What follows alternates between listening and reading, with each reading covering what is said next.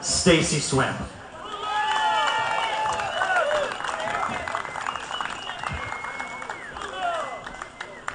Now, the most important thing that you need to know about me is that Stacy Swimp is a proud, unhyphenated American. And I got to tell you something. I've been watching you today. Now, I grew up watching sports, and I've seen people go crazy over basketball players, Beyonce and Madonna. I haven't seen you get on your feet today for God, country, and family. Do you love America? Then let me see you get on your feet today and show your fellow patriots, C.L. Bryant, Alfonso Rachel, Stacey Washington, and this great American event the kind of appreciation that it deserves.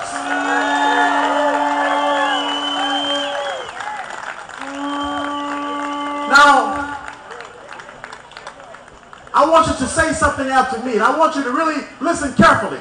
I want you to repeat these words, two very simple words. I want you to say, concede.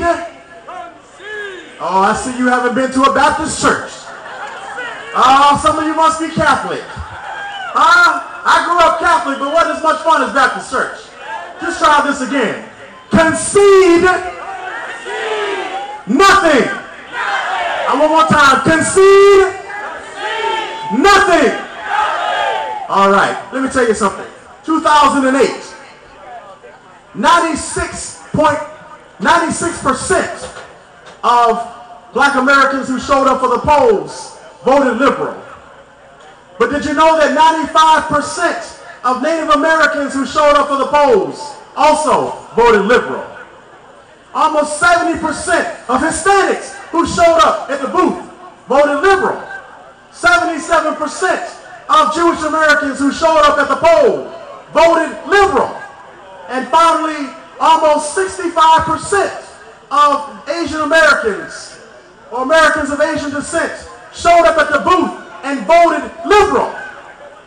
And I want you to look in the mirror and know that the reason why they did that is because for too long now, those of us who are self-identified as conservatives have conceded to liberalism. You see, I've been hearing excuses and whining from people who call themselves Republicans. And they say, well, Stacy, we can't go out into these communities because they're not going to listen. And so time after time, we concede these communities because too often we have bought into the liberal lie that it takes color to win color. And I want you to know today that the only thing that it takes is you and I having the faith and the love for God, country, and family to take this message of freedom to every community, to every door, come what may. Are you with me today?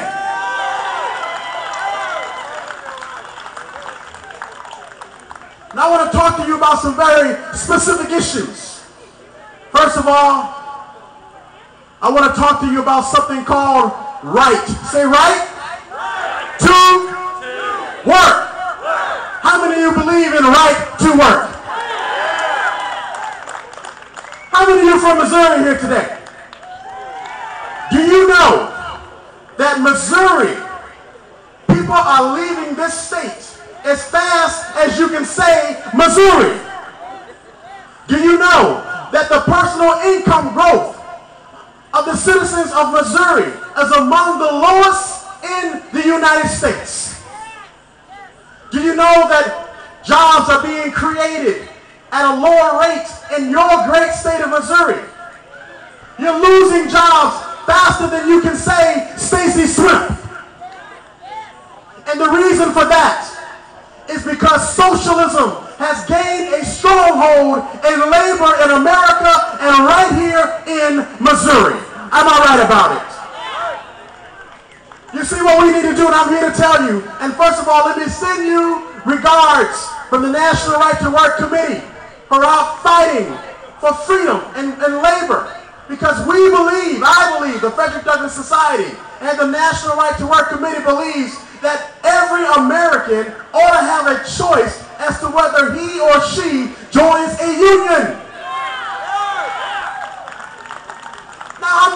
union. I think that a union is just like a representation that many other services are being offered in our country. But one thing for sure, if I get in trouble, I don't want you to tell me which attorney is going to represent me. I don't want you to tell me which doctor I have to choose for my family. I want the choice, because that is the unalienable right of all Americans, is to be free to choose. Am I right about it? Now we can cheer and we can be excited and we can have this rally, but my challenge to you is, when you leave here today, whoever your congressman is, whoever your senator is, I want you to put relentless pressure on him or her, be it Republican or otherwise. But let me tell you something. I've been asking myself a very important question. Why do we let professing Republicans, who we call progressives, get away with being socialists? Oh, some people don't like that, do they? But I want you to know something. If you are a Republican and you are voting against freedom to work, then you're no better than a liberal as far as I'm concerned. Am I right about it? And we saw what can happen when great American patriots like you get fed up and tired of being manipulated and being misled by those who say they're on our side, because we saw right there in Indiana what happened when Richard Murdoch sent a resounding message to an establishment candidate, and we said enough is enough.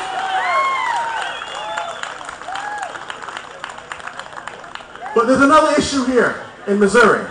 How many of you know that there's still a Jim Crow law in America today? How many of you know that?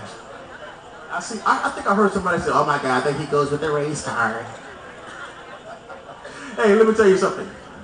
In 1931, something happened.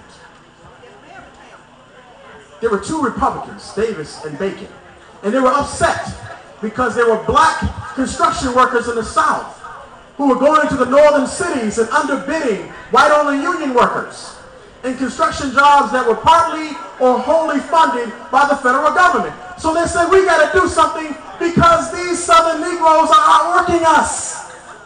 That's what they did. This was actually said on the House floor. And so they created this legislation under notorious socialist FDR that said, we're going to stop that, and so we're going to put a minimum wage, if you will, on all construction jobs, and we're going to keep these people from competing. And suddenly, in 1931, black people went, let's say from 1920, when the unemployment rate of blacks was just about the same as the unemployment rate of whites, and suddenly in 1931, you saw the disparity created because of socialism and the Davis-Bacon Act.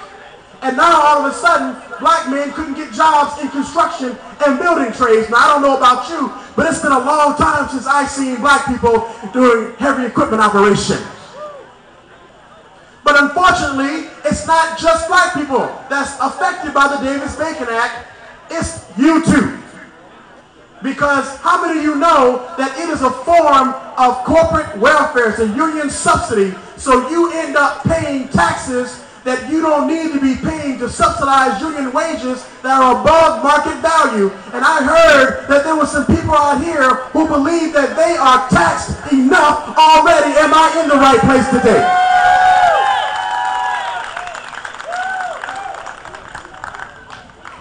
So we need to do something, because the states like Missouri came up with their own version of this Davis-Bacon Act, this prevailing wage they call it. So here in the state of Missouri, there's an unlevel playing field that's created by unions who are trying to dominate the labor market, and they're killing jobs here in Missouri to the tune of thousands of jobs, and you're paying money you shouldn't be paying in taxes to the tune of millions of dollars in taxes, and Republicans and Democrats alike are doing this to you. And